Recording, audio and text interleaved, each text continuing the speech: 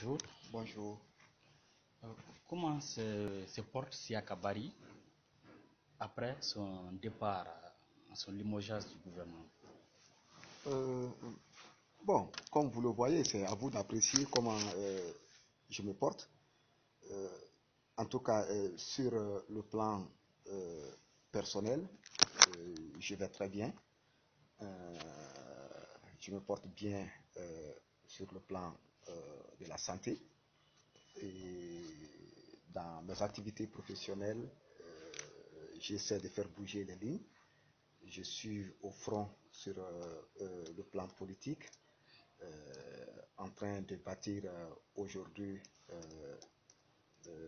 une nouvelle aventure avec la jeunesse guinéenne. À ce niveau, je pense que les choses se passent quand même selon moi-même, suivant mes attentes. Et au niveau familial, Dieu merci, la santé étant là, nous arrivons à nous épanouir. Okay. Quelles sont vos activités? Bon, j'ai pas d'autres activités. J'ai toujours été moi, depuis que j'ai quitté les institutions internationales. D'ailleurs, même avant d'être dans les institutions internationales, j'ai toujours été engagé dans la politique. Moi, la politique a toujours été mon métier. Je l'ai exercé, il y a eu des temps de répit lorsque je servais les institutions par devoir de réserve. J'ai observé un temps de répit. Après, j'ai repris les activités politiques en 2010 pour appuyer le président Alpha Condé dans son élection. J'ai apporté mon petit grain de sel à l'époque donc. Dieu merci, cela a été couronné de succès. J'ai par la suite été beaucoup plus concentré sur mes activités au sein du programme sectoriel de l'éducation, PSE, et, ce qui a été aussi un temps de répit politique pour moi. Mais après, la politique a repris le dessus lorsque j'ai été nommé encore à une fonction politique ministérielle comme ministre de la Culture et des Sports, chose que j'ai eu à exercer pendant 20 mois. Et après les 20 mois, je suis revenu encore à mes premières amours, c'est-à-dire à la politique. Et jusque-là, voilà ce que j'exerce. À la politique, c'est que cette fois-ci, vous n'êtes pas au RPG. Bon, je n'ai jamais été aussi au RPG. C'est un peu... Ah bon? Oui, je n'ai jamais été au RPG. C'est vrai, soutenir le président Alpha Condé ne signifie pas aller au RPG. Je n'ai appartenu à aucune instance du RPG. Donc, mais vous étiez quand même militant. Oui, militant, Mais du effectivement. RPG, quand Non, même. sympathisant, je veux dire. Sympathisant. Hein? Sympathisant, mais ma sympathie pour le RPG venait de la sympathie que j'avais pour le président Alpha Condé. Voilà pourquoi je rappelle aux gens que je n'ai pas été RPGiste, j'ai été alphaïste. Je suivais la vision du président Alpha Condé et c'est cette vision qui m'a fait suivre la ligne qu'il a eu à tracer. Et dans cette ligne-là, il y avait bien sûr l'outil que nous avions à notre disposition, qui était le parti RPG, que j'ai accompagné. C'est vrai, je l'ai accompagné. Vous êtes toujours sympathisant du RPG? Non, je ne suis pas du tout sympathisant. En fait, je suis sympathisant toujours du professeur Alpha Condé. Vous êtes sympathisant? Je suis la vision du professeur Alpha Condé jusqu'à aujourd'hui. Vous êtes sympathisant, vous êtes toujours alphaïste? Je suis toujours alphaïste. Contrairement à ce que les gens croient. Je suis toujours alphaïste. Je suis la vision du professeur Alpha Condé. Je ne suis pas sa personne. Je suis sa vision. Et j'ai toujours rappelé que je suis sa vision originelle. Si le professeur Alpha Condé lui-même trahit sa propre vision, il s'en ira avec sa personne. Moi, je suivrai la vision. Et c'est la vision que je suis en train de suivre. Oui, et actuellement, quelle est cette vision? Est-ce que le professeur Alpha a été fidèle à sa vision? Pas sur toute la ligne. Il faut se le dire. Et je l'ai toujours dénoncé dans mes discours, pas sur toute la ligne. C'est le lieu pour moi d'appeler le président de la République à revenir à cette vision originelle. À revenir à cela. Moi, j'ai suivi le professeur Alpha Condé d'abord par soif de socialisme. Et je ne vois pas assez de démarches socialistes aujourd'hui dans l'élan du professeur Alpha Condé. Or, moi je suis socialiste, j'ai d'ailleurs été marxiste-léniniste, donc je ne peux pas comprendre que le président Alpha Condé sacrifie aujourd'hui cet élan socialiste sur l'autel d'un libéralisme qui ne dit pas son nom. Et je ne peux pas l'appeler libéralisme à tout va, mais ce libéralisme aujourd'hui auquel nous ne sommes pas préparés, je ne peux pas comprendre cet élan. Et ceci dit, cette vision originelle du président Alpha Condé, vision qu'il avait en 1991 lorsqu'il rentrait en Guinée, vision qu'il avait en 1993 lorsqu'on lui volait sa victoire, vision qu'il avait en 1998 lorsque injustement on l'arrêtait et on l'embastillait ici, c'est cette vision-là que moi je suis en train de suivre. Même si lui, professeur Alpha Condé, abandonne cette vision, moi je resterai fidèle à cette vision. Mais quand même, M. Siaka, vous avez, en fait, c'est maintenant, disons après le départ du gouvernement, que vous avez constaté cette déviance du président Alpha Condé à l'égard de sa vision. Non, non, vous savez, une déviance n'est pas un acte brutal. Une déviance est un acte souple et continu au fur et à mesure. Et au moment où on la constate, très malheureusement, certainement, ça trouve qu'on s'est longtemps éloigné de son propre idéal. Quand est-ce que vous avez commencé à constater cette déviance?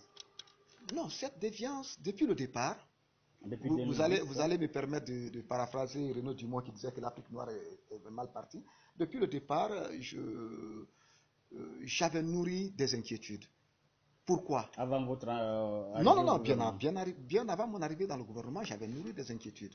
Et je pense que mon arrivée dans le gouvernement s'inscrit aussi dans le même cadre. En fait, je pensais peut-être naïvement pouvoir changer certaines choses à l'intérieur en arrivant au gouvernement. Tout le monde quand même a vu mon élan. Moi, j'ai pris un élan socialiste. Et toutes les réformes que j'ai eu à apporter au sein de ce département étaient des réformes socialistes. Et je les assumais. Le retour du Festival national des arts et de la culture. Ce festival avait disparu depuis 1982. Ce festival était l'œuvre de la révolution culturelle. Et c'est ce que j'ai ramené. Moi, je suis fidèle à mon élan révolutionnaire et à mon élan socialiste, que je n'ai jamais abandonné.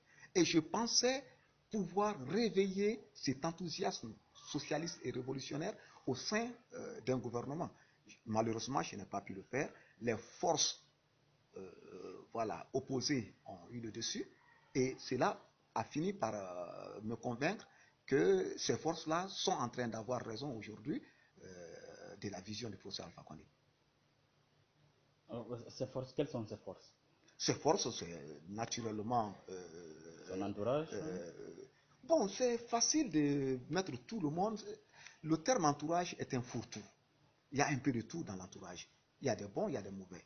Mais nous avons connu ici des forces centrifuges qui se battent pour installer une certaine forme d'oligarchie dans notre pays, une certaine forme de bourgeoisie qui mine les intérêts collectifs au profit des intérêts personnels.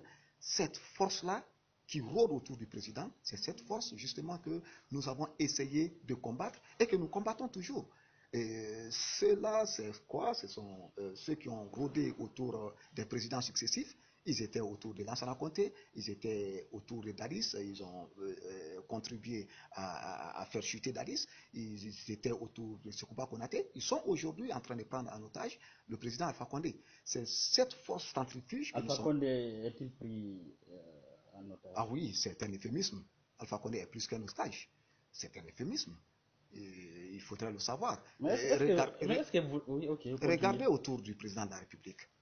Vous voyez qui, parmi ses compagnons d'aujourd'hui, qui était un compagnon à l'origine du RPG? Vous voyez qui, pendant les années de braise du RPG, qui parmi ceux-là était là? Au contraire, je vois Sekou Soipé. Oui, mais Sekou Soipé, c'est un retour. Sekou Soipé, Nantou, aujourd'hui, c'est des faire-valoir. Saloum ni Nantou ne sont des proches aujourd'hui dans l'exercice du pouvoir. Oui, mais ce ne sont pas des proches. Ce ne sont pas des proches dans l'exercice du pouvoir. Aujourd'hui, dans l'exercice du pouvoir, vous avez des personnes qui ont été là, de l'autre côté de la barricade, lorsque le RPG était dans ces années de braise. Et ces hommes-là, aujourd'hui, sont en train de tisser leur toile autour encore d'un président qu'ils ont combattu hier. Voilà la vérité. Et c'est cette vérité-là que nous sommes en train aujourd'hui de faire découvrir au reste de la Guinée et de montrer au président de la République qu'il a intérêt lui-même à revenir à sa vision originale, à revenir à ses compagnons de lutte, ceux-là qui ont souffert avec lui, et d'impulser à la Guinée l'élan socialiste que nous rêvions au départ en créant le RPG Arc-en-Ciel. Okay.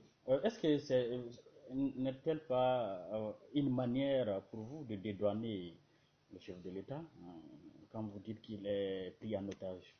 Je ne le dédouane pas. J'ai d'abord commencé par flétrir lui-même ses actes quand j'ai dit qu'il s'éloigne de sa propre vision. Il s'éloigne de sa propre vision parce que qui choisit son entourage?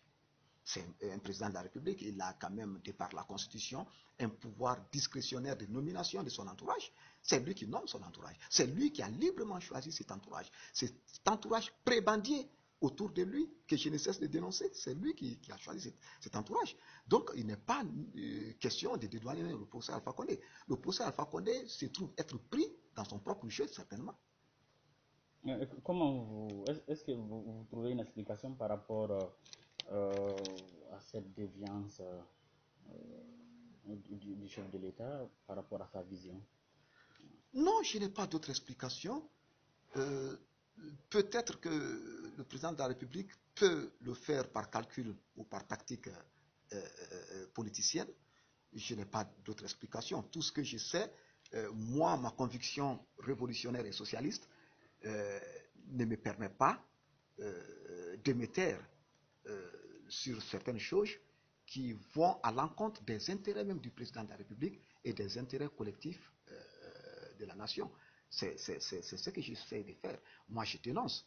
Et une fois dénoncé, je laisse le soin à tout le monde de faire sa petite idée et d'en tirer les conclusions. Votre départ du gouvernement, ça a été une surprise pour l'opinion nationale. Parlez-nous de votre départ du gouvernement. Bon, une surprise, je ne sais pas. C'est l'opinion.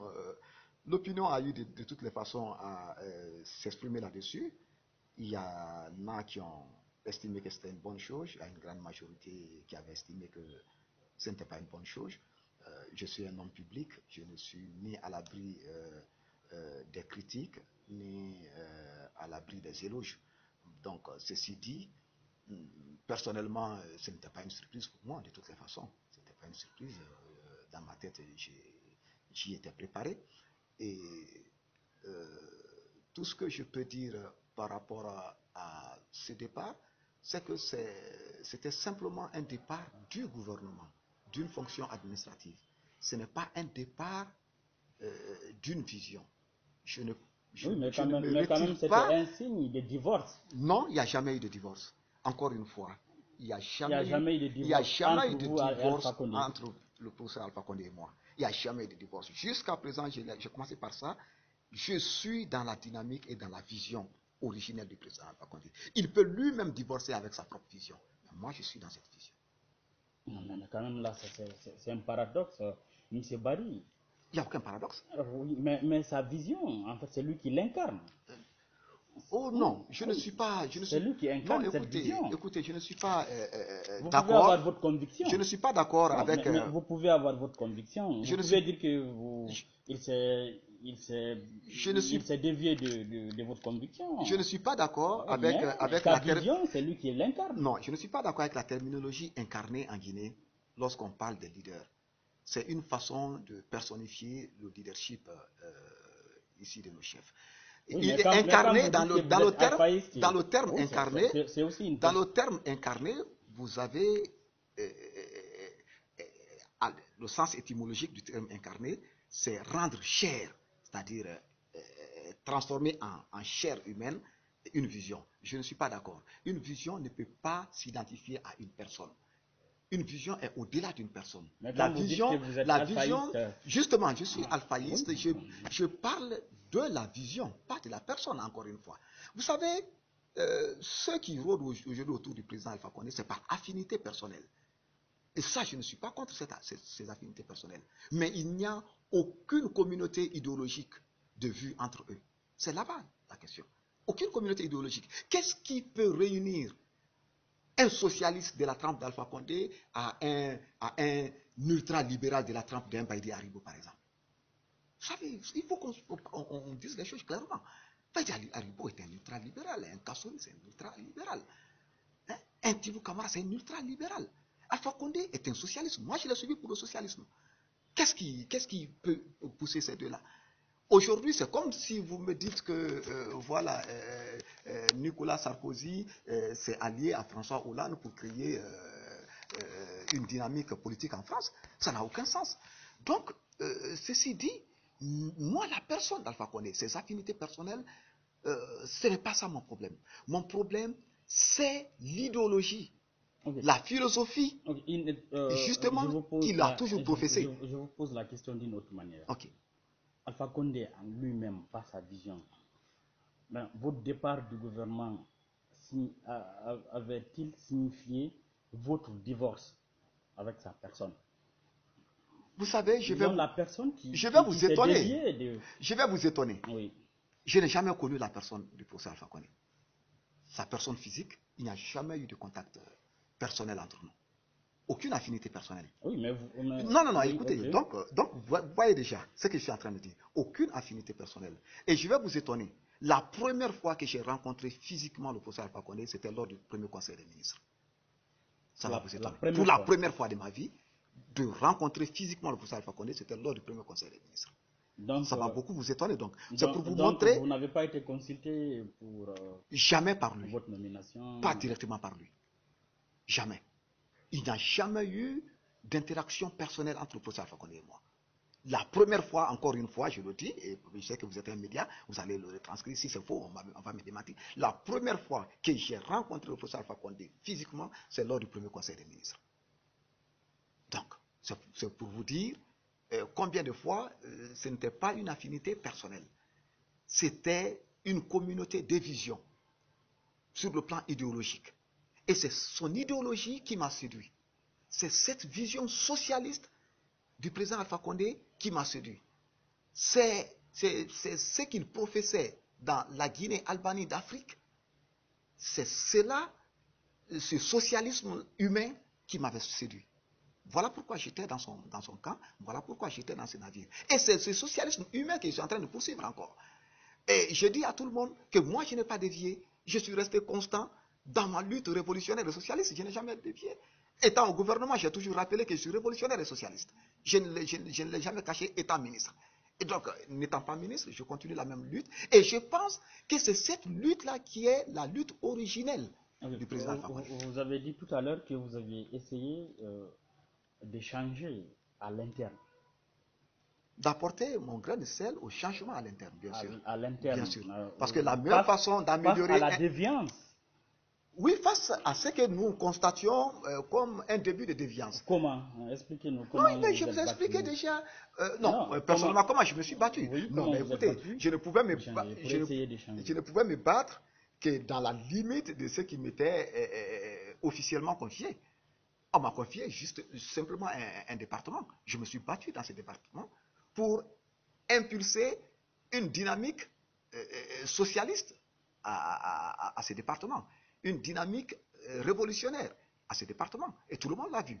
Pendant les 20 mois d'exercice, j'ai réveillé d'abord tout ce qui avait disparu et qui faisait notre fierté d'antan, le Festival national. J'ai créé dans un élan socialiste une mutuelle d'assurance pour les artistes, y compris nos vétérans qui étaient malades alités. J'ai réhabilité en renommant les secteurs du stade du 28 septembre, j'ai réhabilité les premiers héros et guerriers que nous avons connus sur le plan sportif. Je vais parler des vétérans du AFIA 77.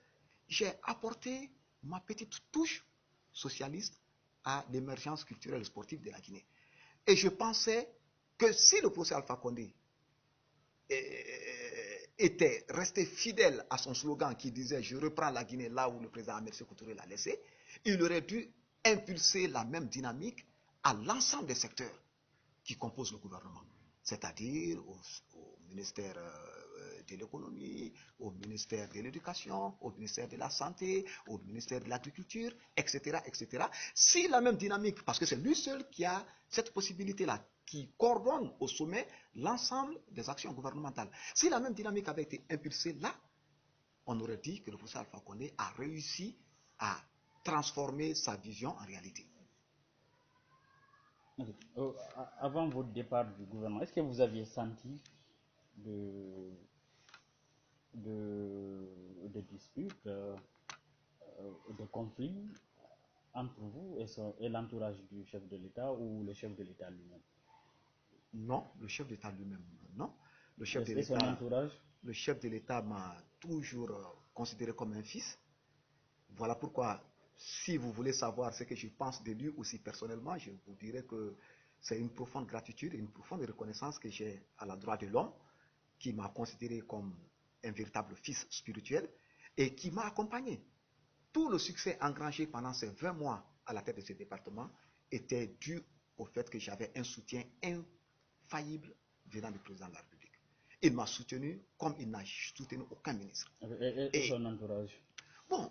Y a-t-il eu des couacs? Bon, écoutez, moi j'ai toujours été par principe méfiant vis-à-vis de ce qu'on appelle aujourd'hui pompeusement l'entourage du président, parce que je vous l'ai dit encore une fois, il n'y a pas de mariage idéologique possible entre un socialiste et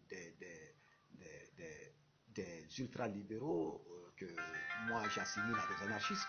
Donc il n'y a pas de possibilité. Moi, je n'ai jamais eu de relation particulière avec ceux-là qu'on appelle l'entourage du président. J'ai voulu faire ma mission conformément à ma feuille de route et le président de la République personnellement s'est impliqué dans la réussite de cette mission-là. Aujourd'hui, je lui en suis éternellement reconnaissant et tout le succès engrangé, c'est grâce à son implication personnelle et je ne peux que l'en remercier. Avec le recul, est-ce que vous avez compris le motif de votre départ, de votre limogeage? Non, je n'ai jamais compris le motif. Je n'ai eu d'explication venant de qui que ce soit, aucune explication. Bon, de toutes les façons, c'est moi qui l'ai pris comme un limogeage.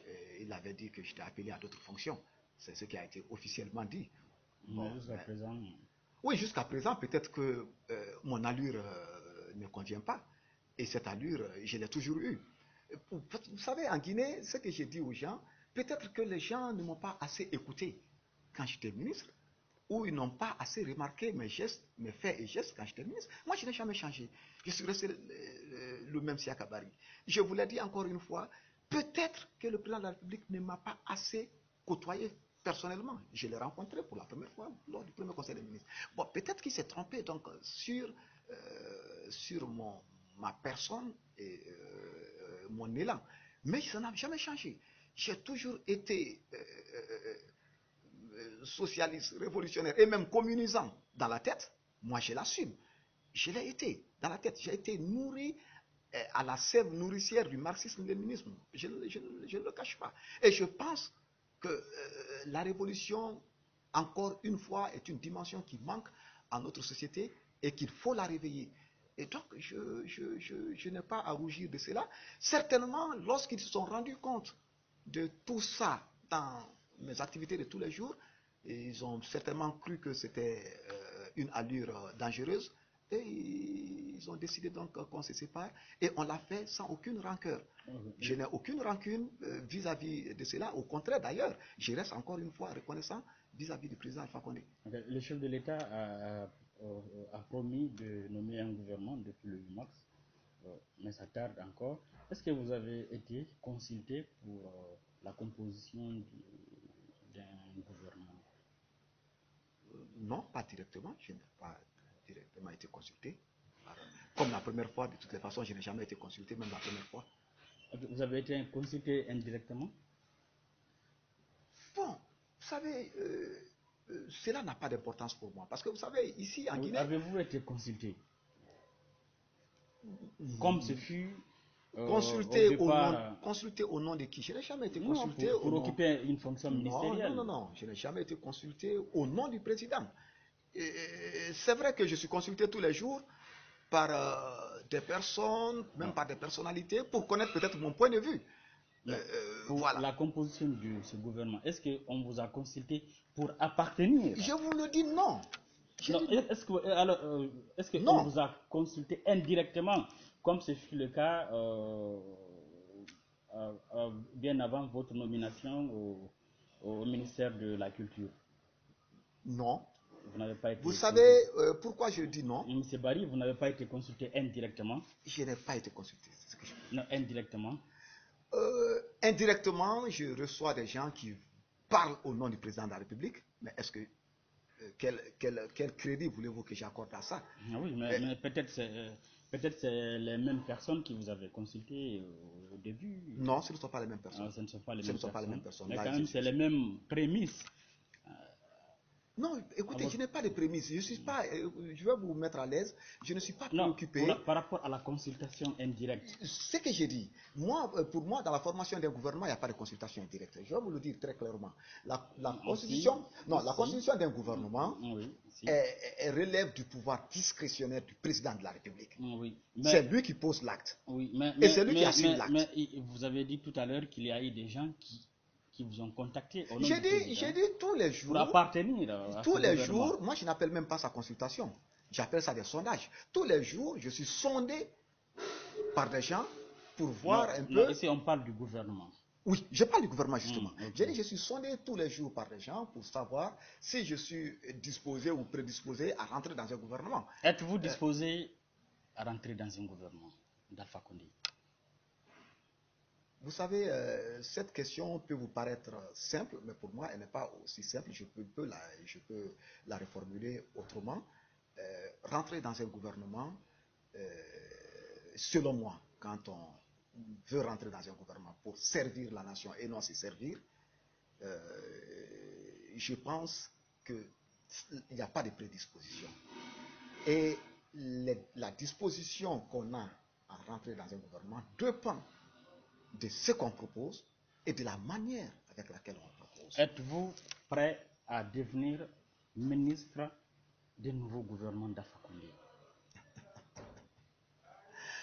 Écoutez, ministre d'un nouveau gouvernement d'Alpha Condé, encore une fois je reviens là-dessus.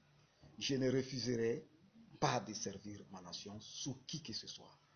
Mais pour ce faire, j'ai besoin de savoir où on veut que je serve la nation, comment on veut que je serve la nation, avec qui on veut que je serve la nation. Peut-être vous avez échangé avec ceux qui vous ont consulté indirectement par rapport à ça. Et j'ai dit la même chose à ceux-là.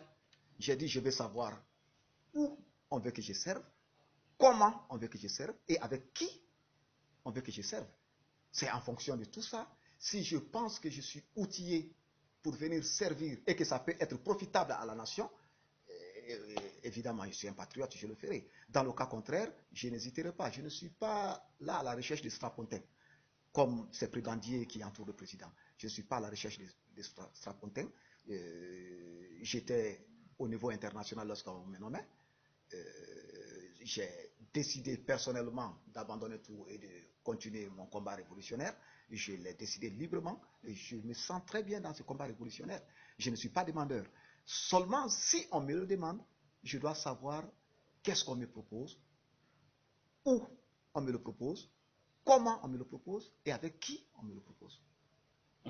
Donc, vous êtes prêt à devenir ministre du gouvernement d'Alpha Condé? Vous aurez pu aussi dire que je ne suis pas prêt à être ministre. Parce que ce que j'ai dit comme réponse, ça va dans tous les deux sens. Vous aurez pu aussi dire que je ne suis pas prêt à être ministre. Parce que ce que j'ai dit là, j'ai dit, moi je ne suis pas dans une opposition nihiliste. Je ne nie pas tout ce que... Non, je ne suis pas dans ça. Je suis objectif dans ce que je fais. Encore une fois, si on me consulte, pour me dire, Monsieur Barry, nous voulons que vous meniez une mission pour la nation à tel niveau. Et pour mener cette mission, voici ce que nous voudrons vous tracer comme feuille de route. Et pour ce faire, vous allez avoir à collaborer avec telle ou telle ou telle personne comme ressources humaines. J'évaluerai tout cela, tous ces paramètres. Si je suis apte à prendre cela moralement et physiquement, je prendrai. Si moralement et physiquement cela ne me convient pas, je ne prendrai pas. Je dirai au président de la République, Monsieur le Président, gardez votre poste. Où en êtes-vous dans ces consultations? Non, je n'ai pas été consulté. Dans ces consultations indirectes, où en êtes-vous? Oui, mais où nous en sommes, êtes-vous? les personnes qui me sondent, je leur ai dit que j'aimerais avoir des clarifications. Si éventuellement on a besoin de mes services, j'aimerais avoir des clarifications. Vous avez eu des réponses? Voilà. Non, écoutez, je vous dis encore une Non, fois, vous tout ce avez, que nous vous disons avez est eu des, informel. vous avez Tout eu ce des que nous réponses? disons est informel. Oui, La meilleure personne, la mieux placée, mais est-ce que vous avez eu des réponses? la personne la mieux placée. Vous avez posé vos conditions? Non, je n'ai pas posé de conditions. Non, pas de conditions. Alors vous avez J'ai posé des questions. des questions. J'ai Est-ce posé que des vous avez eu questions. des réponses? Bon, il y a des réponses souvent, mais bon, de toutes les Quelles façons. sont ces réponses? Écoutez, vous savez ce qu'il y a, je ne voudrais pas épiloguer sur l'informel. Encore une fois, je dis que vous n'avez aucune garantie que ces personnes sont mandatées par le président de la République. Donc, c'est comme juste une causette de bistrot que j'ai avec ces personnes-là. Et moi, je mets ça tout juste à ce niveau. Hein? Donc, dans une causerie, voilà, nous voulons que vous meniez cette mission. Est-ce que si ça venait éventuellement, vous êtes prêt à partir? Oui, oui, je peux être prêt à partir, mais avec quelles conditions, etc. Cela n'est pas aussi important pour moi que la question qui va se débattre autour d'une table avec le président de la République ou un de ses mandataires dûment identifié et qui viendra, avec qui je discuterai éventuellement de la mission qu'on veut me proposer et de ma capacité ou de mon aptitude morale et physique à faire face à cette mission. Okay. Voilà. Vous avez créé le mouvement Génération Debout qui a eu deux communes, deux circonscriptions. Bon, donc, écoutez, nous n'étions pas candidats. Nous n'avons jamais été candidats. Nous avons présenté des candidats. Non, nous avons eu des alliés. Nous avons soutenu. C'est différent. Nous n'avons jamais voulu être candidats cette fois-ci, lors des communales. Nous avons eu des alliés avec qui nous avons eu une convergence de vision. Et nous avons soutenu publiquement ces gens pour dire, voilà, ceux-là sont dans notre vision. Et nous appelons nos forces dans ces différentes communes à voter pour cela. Et Dieu merci, ils s'en sont sortis majoritaires. Nous ne pouvons que les féliciter. Mais le mouvement Génération Debout, en tant que tel, n'a pas été candidat lors de ces communales passées. Est-ce que vous avez entamé des négociations pour nouer des alliances dans ces différentes circonscriptions? Non. Pour vous dire la vérité, nous avons laissé le choix aux différentes listes, aux différentes têtes de liste, de s'orienter en fonction de leur vision. Honnêtement, nous n'avons pas essayé d'influencer quoi que ce soit à ce niveau. Nous sommes attelés encore une fois à notre conscientisation sur le terrain et c'est ce qui nous préoccupe pour le moment. Okay. Est-ce que vous allez, votre parti, votre mouvement du moins, je m'excuse, est-ce que vous allez le convertir en un parti politique? Bon, ça dépendra. Nous sommes en observation. Nous observons toujours. Vous savez, comme le dit l'adage américain, lorsqu'on vous demande d'abattre un arbre, vous devez passer 90% de votre temps à aiguiser le couteau et 10% du temps à abattre l'arbre. Donc c'est ce que nous sommes en train de faire. Nous passons tout ce temps-là à observer, à aiguiser, à affûter nos armes et puis à voir par la suite. Maintenant, si le contexte politique national nous impose la création d'un parti politique, nous n'allons pas hésiter un seul instant. Nous sommes révolutionnaires. Nous ne faisons pas du tout dans la démagogie et nous ne sommes jamais sujets à l'intimidation. Nous allons créer le parti si le contexte politique l'impose. Et si le contexte politique s'éclaircit et qu'il n'y a pas nécessité de créer un parti politique, qu'il y a simplement nécessité d'appuyer un courant politique, nous le ferons. La vision d'Alpha Condé, vous allez... Oui, mais écoutez, nous serons toujours dans cette vision. Pas l'homme. Encore une fois, l'homme peut aller ailleurs. S'il y va avec sa vision, on le suivra. S'il y va sans sa vision, on le laissera y aller et nous allons suivre la vision. Et cette vision d'ailleurs peut être incarnée par un nouvel homme. Vous avez vu, moi, ma philosophie est très claire. Un nouvel homme, Thomas Sankara disait tuer Sankara, 1000 autres Sankara naîtront.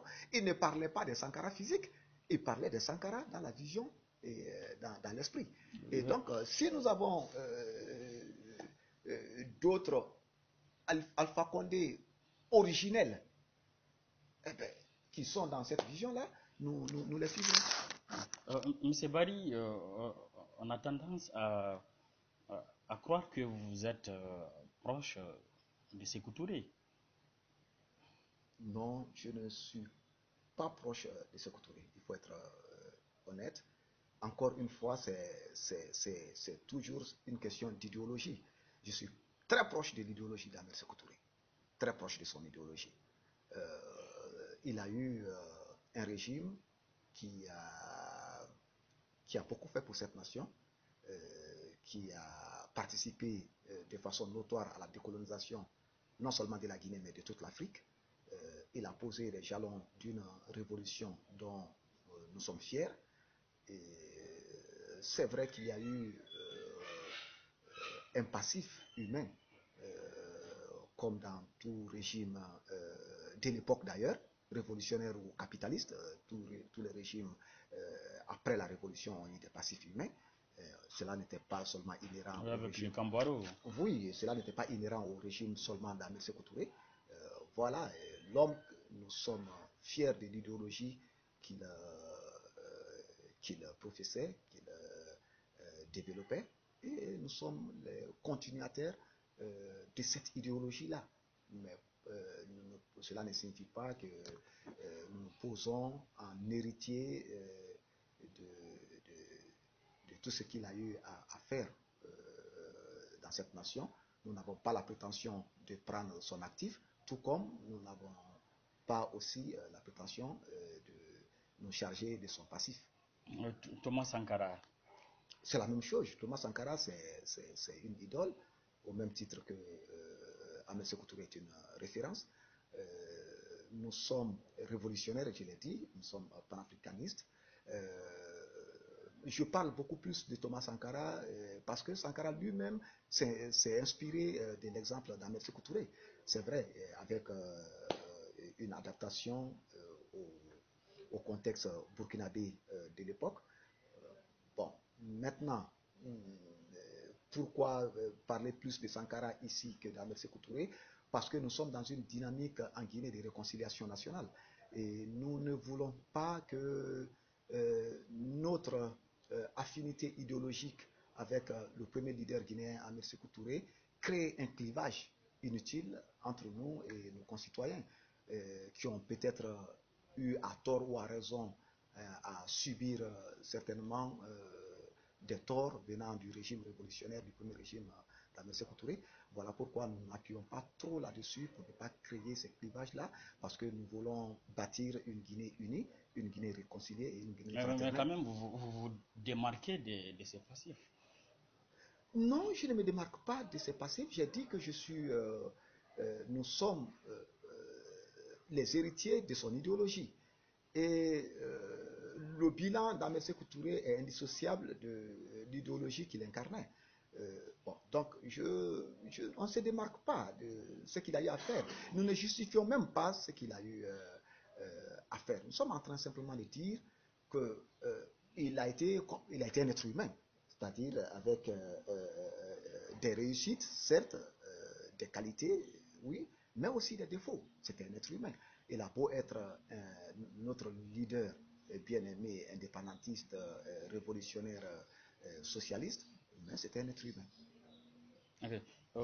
Dans vous sabrez, tout à l'heure, vous avez sabré l'entourage du chef de l'État. Euh, vous avez dit qu'il est pris en otage. Est-ce que vous pouvez revenir là-dessus? Est-ce que vous pouvez vous expliquer?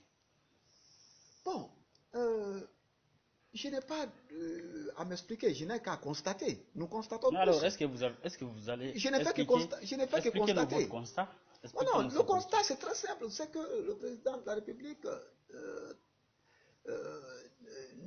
en fait, il ne travaille pas avec ses condisciples, justement, idéologiques. C'est tout ce que je suis en train de dire. Ses condisciples idéologiques avec qui il a bâti la vision qu'il poursuivait, où nous, les jeunes, les jeunes sympathisants qui avons suivi ses pas par charme ou par attrait de cette vision politique-là, nous ne nous retrouvons pas très bien dans l'élan qu'il est en train de prendre. Mais par contre, il est en train de prendre l'élan, cet élan actuel, avec des gens dans lesquels nous ne nous reconnaissons pas, justement. D'ailleurs, qui sont aux antipodes de ce que nous représentons comme idéologie. J'ai cité des cas palpables, je parle la langue dans la poche. Oui, mais Baïdi a été. Est-ce que c'est parce que Baïdi, par exemple, a été ministre dans le gouvernement de Lansana Conté, il a été directeur national de la caisse. Non, le parcours, Baïdi est un frère, je ne parle pas de Baïdi en tant que tel, c'était juste un exemple. J'ai dit qu'il est un ultra-libéral, et il ne vous dira pas le contraire. Kassouri, c'est mon grand frère, c'est mon coach. Kassouri, c'est mon coach. Bien que nous ne soyons pas du même bord idéologique, c'est mon coach. Mais il est libéral. Je suis en train, il ne se démarque pas de cela. Il est libéral. Et celui qui vous parle, moi je suis révolutionnaire, je suis socialiste, je suis même trotskiste. Ah, trotskiste. Oui, bien sûr, je suis même trotskiste. Oui, mais est-ce que... Donc, et c'est ce trotskisme d'Alpha Condé dans les années 70 qui m'a attiré. Oui, mais est-ce que à ce jour, ce trotskisme, ce socialisme, n'a-t-il pas des difficultés à mettre en œuvre son idéologie, sa vision? Aucune difficulté. Aucune difficulté. Toute idéologie s'adapte. Toute idéologie. Actuellement, le socialisme est en difficulté, disons. Le socialisme n'a jamais été en difficulté. L'international socialiste se porte très bien. Pour preuve, le RPG est toujours membre de l'international socialiste. Oui, bien mais qui s'est dévié. Oui, mais justement, mais c'est cette déviance que nous sommes en train de flétrir, de dénoncer. Vous avez dit que le RPG a dévié. Hein? C'est cette déviance que je suis en train de flétrir. Donc le socialisme n'a pas de difficulté. C'est ceux-là qui sont censés appliquer le socialisme lorsqu'ils accèdent au pouvoir, qui peut-être ont des difficultés à continuer dans la lutte. La Chine est un exemple palpable. Oui, mais la Chine n'est pas proprement dit, économiquement, n'est pas proprement dit communiste. Oui, mais écoutez, le justement, communisme, c'est l'erreur que nous sommes en train de commettre, justement. Toute idéologie s'adapte à son contexte. Toute idéologie s'adapte dans l'espace et dans le temps. Vous n'allez pas me dire que le capitalisme exercé aujourd'hui aux États-Unis, que c'est le même capitalisme qui était professé par les Adam Smith. Non, ça n'a rien à voir. Et John Maynard Keynes, le keynésianisme même, est venu pour apporter une touche socialiste au capitalisme. Les Obamacare, c'est des mesures socialistes. Pourquoi il est revenu à ces mesures-là? Donc, toute idéologie s'accommode, s'adapte à son contexte. Donc, nous n'avons pas dit que le socialisme ne doit pas s'adapter. Ça, c'est les sociaux-démocrates. C'est une adaptation du socialisme. Les François Hollande n'appliquaient plus le socialisme comme les Jean Jaurès. Voilà. Est-ce que vous avez une vision pour la Guinée? Oui, c'est la même vision. Moi, j'ai une vision. Une vision alphaïste? Oh, écoutez, c'était juste une forme de symbolisme lorsque je parlais d'alphaïsme. On va pas coller le nom du président de la République à cette vision parce que lui-même, c'est pas une vision qu'il a inventée, il a hérité de cette vision. C'est une vision socialiste. Hein? Si nous devons donner un nom, peut-être qu'on dira que j'ai une vision marxiste ou une vision léniniste, je ne sais pas. Hein? Mais même ça, c'est tout à fait péjoratif. Tout ce que je suis en train de dire, nous avons une vision de progrès social pour la Guinée, mais un progrès social partagé, équitable, qui met tous les citoyens au même pied d'égalité et qui anéantit toute forme d'exploitation de l'homme par l'homme, telle que la bourgeoisie naissante envisage aujourd'hui de l'instaurer dans notre pays. Voilà ma vision. Okay. Et peut-être une dernière question. Est-ce que vous, en fait, vous comptez vous présenter pour, vous avez une vision présidentialiste, présidentielle en 2020? Bon, 2020, je ne sais pas. Tout dépendra aussi de l'évolution de la situation politique. Mais je vais vous mettre tout de suite à l'aise. La finalité d'un combat politique, c'est la conquête du pouvoir. Et donc, je suis dans le combat politique. Je compte et j'ai des ambitions de conquérir un jour le pouvoir. Et en 2020? Non, je n'ai pas un horizon. Je ne me fixe pas d'horizon. Je n'ai pas de fixation sur 2020, honnêtement, pour vous dire la vérité. Je n'ai aucune fixation. L'évolution de la situation politique du pays déterminera ma position dans le futur. Un troisième mandat pour le président Alpha Condé? Non. Troisième mandat, je ne sais pas qu'est-ce que vous appelez troisième mandat. Est-ce que vous... C'est quelque chose, ça n'appartient pas à notre jargon. Si je m'en tiens à la Constitution, il n'y a pas de troisième mandat. Donc je ne sais pas qu'est-ce qu'on appelle troisième mandat. Où on a vu troisième mandat écrit, ou qui en a parlé. Oui, mais éventuellement, est-ce que vous allez soutenir l'idée d'un troisième mandat? Oui, mais comment voulez-vous que je soutienne quelque chose qui n'existe pas? En fait, voilà le bon problème. Oui, mais ça n'existe nulle part. Ça n'est nulle part écrit. Il y a des militants, mais quand même, c'est une éventualité. On peut modifier la Constitution. Comme ce fut le cas en Oui, 2000, mais écoutez, M. Diallo, je vais vous dire quelque chose. Avec des si et des éventualités, on peut aller loin. C'est comme si vous me posiez la question, qu'est-ce que je pense d'une éventuelle royauté en Guinée? On peut modifier la Constitution aussi pour dire qu'on est devenu un royaume. Oui, mais pour un troisième, on n'a jamais, en fait, depuis l'indépendance de ce pays, on n'a jamais vécu sous le règne d'un roi.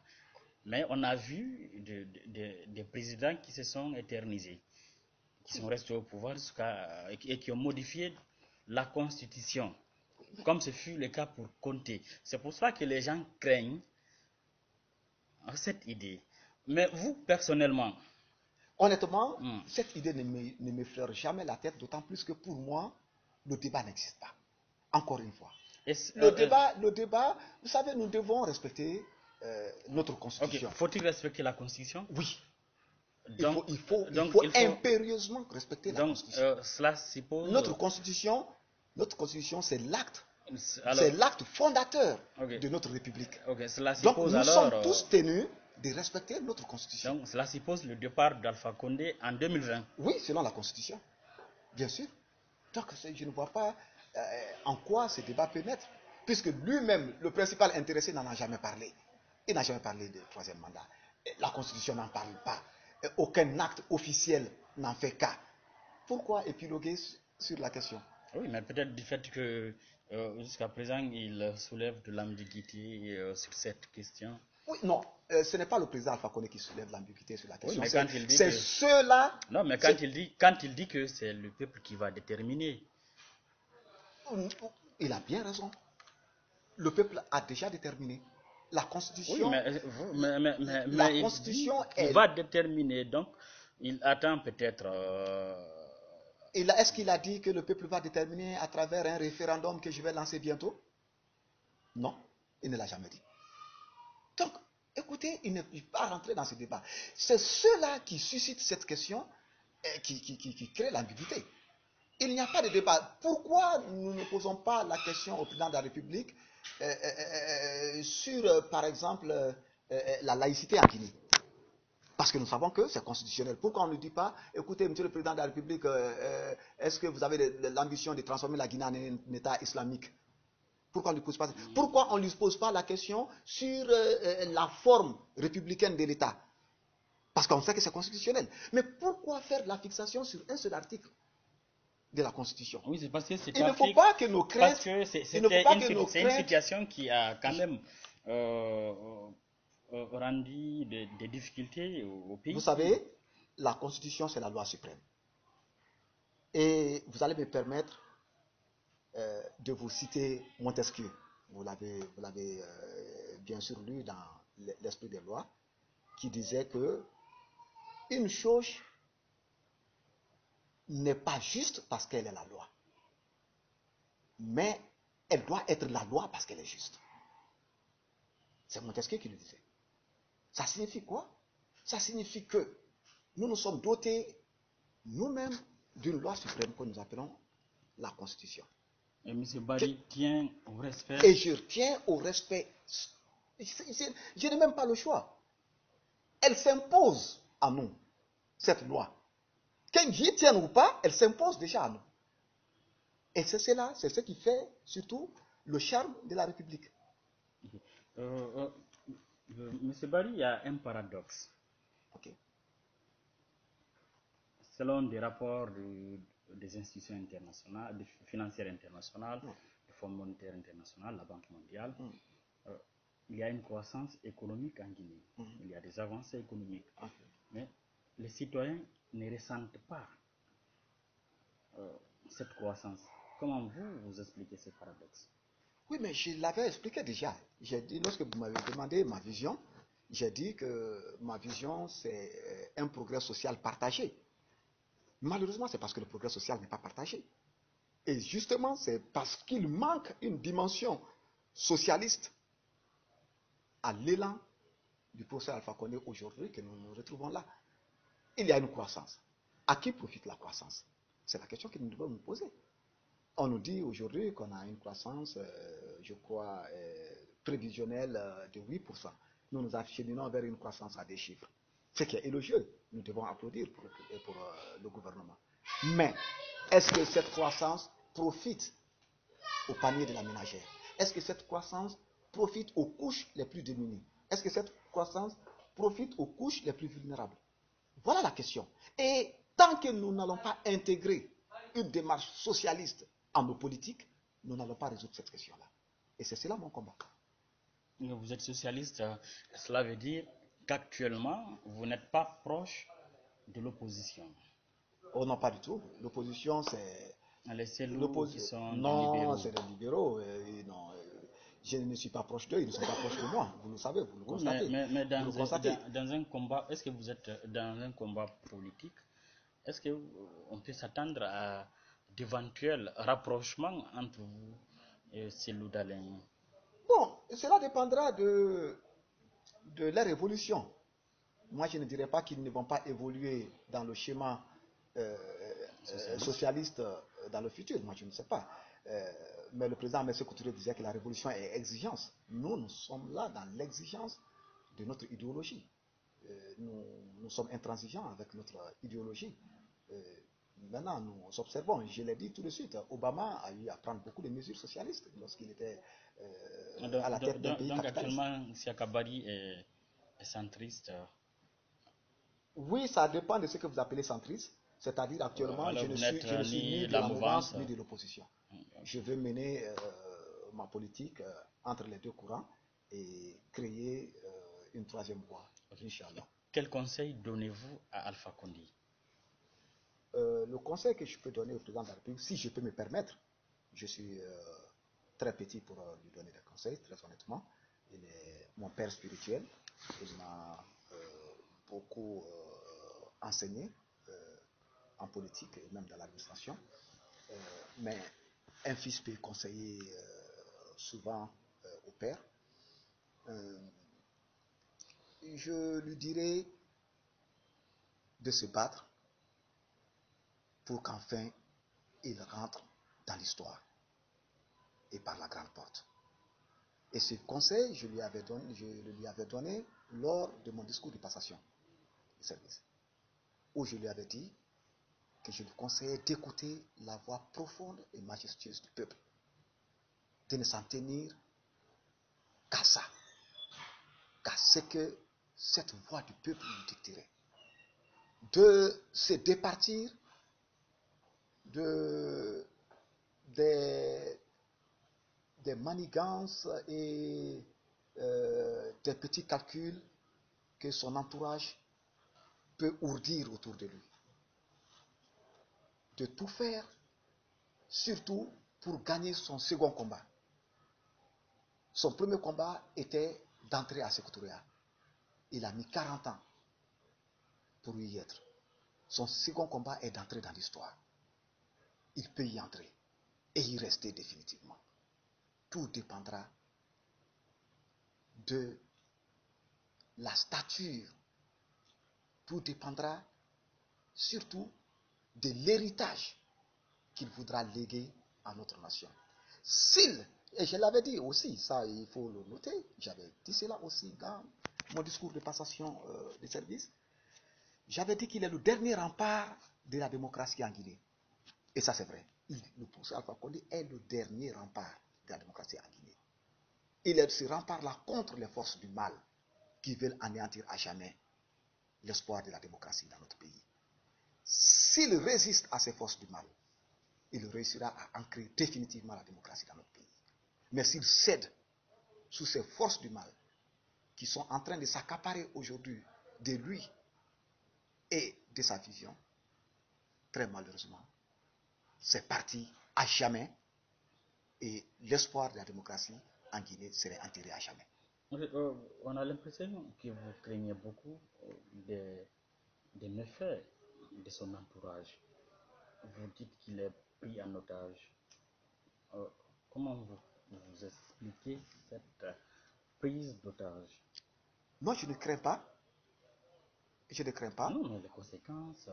Oui, je ne crains pas pour. C'est pas une crainte personnelle. Je crains pour la nation et je crains pour le premier responsable de notre nation. Je crains pour le président Alpha Condé. Comment cette prise Quand on aime quelqu'un, on craint pour son sort. Comment cette prise d'otage se vérifie, se voit sur le terrain? Ça se voit d'abord par la course effrénée à l'enrichissement illicite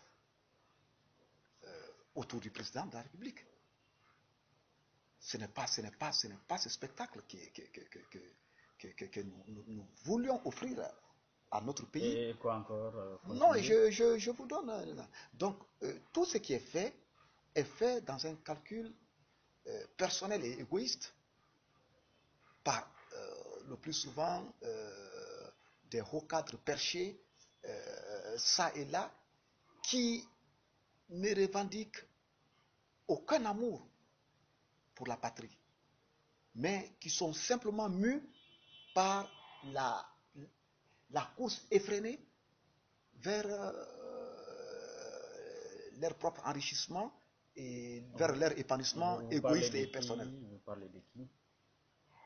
Mais je parle de tous ceux-là qui, sous le deuxième régime, sous la deuxième république,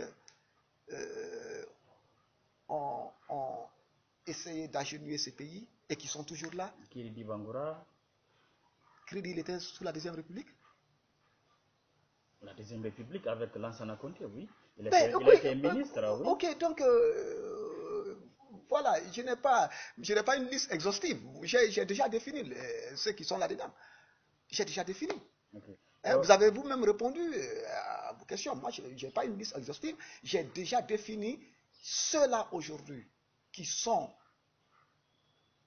autour du président et qui n'étaient pas dans la conception originelle de sa vision, qui ne la partageait même pas d'ailleurs, qui la combattait de surcroît.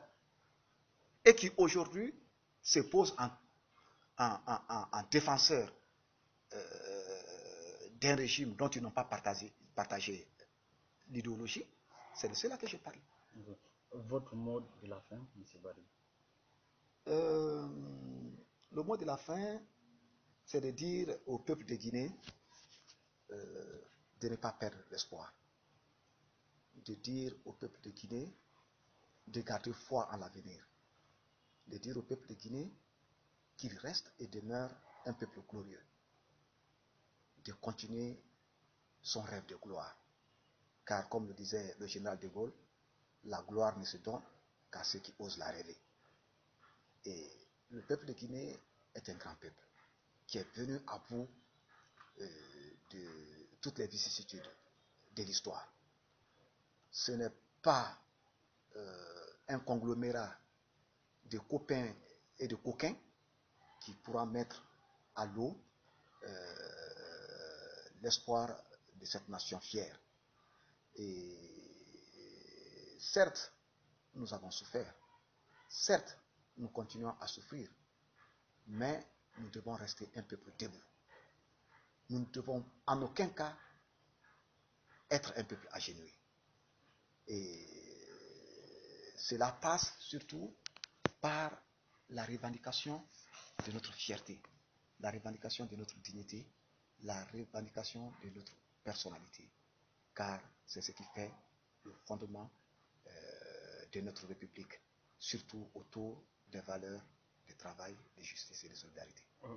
Monsieur Barry, merci d'avoir accepté cet entretien. C'est moi qui vous remercie.